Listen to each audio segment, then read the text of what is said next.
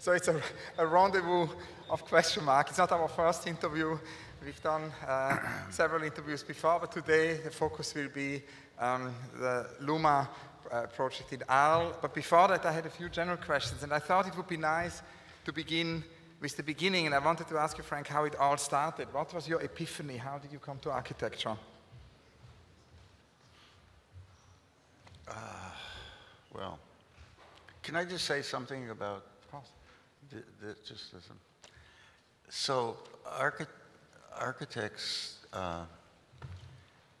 traditionally and for generations, for years, always need patrons. They're called clients now, but they're really patrons. And I've been fortunate to have a few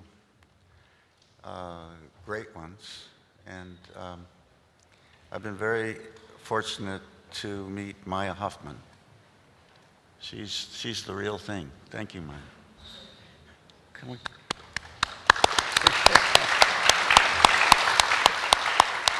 Okay. Now I'm ready. Yes, and I've got many questions about the extraordinary art project, which you can all see here. But maybe we can speak a little bit about your beginnings before, how it all started. What was your epiphany? I was born in 1920. How far back do you want to go? Beginning. When I was 11 years old, I went to a summer cottage in Canada with my parents, and it was very modest. They were very, they weren't very, they were poor, let's say. And there was a woman who analyzed handwriting at this cottage, and she analyzed my handwriting and told my mother I was going to be a famous architect.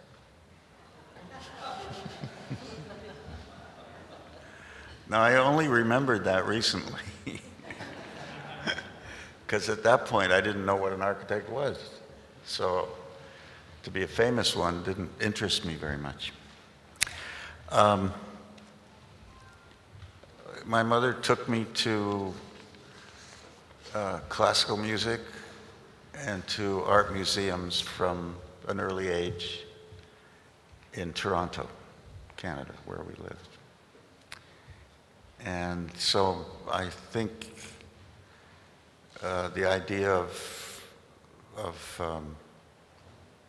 that was very much put into my DNA from the beginning. And to this day, I'm very interested in art, historic, modern, contemporary, whatever. And as I get older, more and more involved with classical music, I think because of the kinds of projects I've had.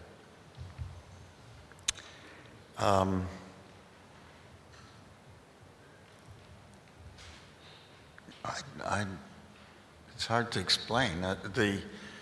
I was trained in city planning. I politically came from a very lefty, socialist kind of family background, where my mother's family were all in Canada. Were in the garment industry of some kind. They were sewing clothes, I guess, and they belonged to unions. And so I was raised in this rather socialist thing, which is still in my DNA, I think, and I respond to that sometimes. Knowing full well that it's counterproductive sometimes. I think so the idea of modesty in choice materials and in expression, and I know that people probably, when I say that, don't would say, oh no, he does. But what people probably don't know is those expressive buildings are inexpensive. They're not more expensive. And so I have a commitment to modesty. And my generation of architects grew up as architecture is a dignified profession. So we wouldn't hire public relations firms to represent us, my generation. We don't self-promote.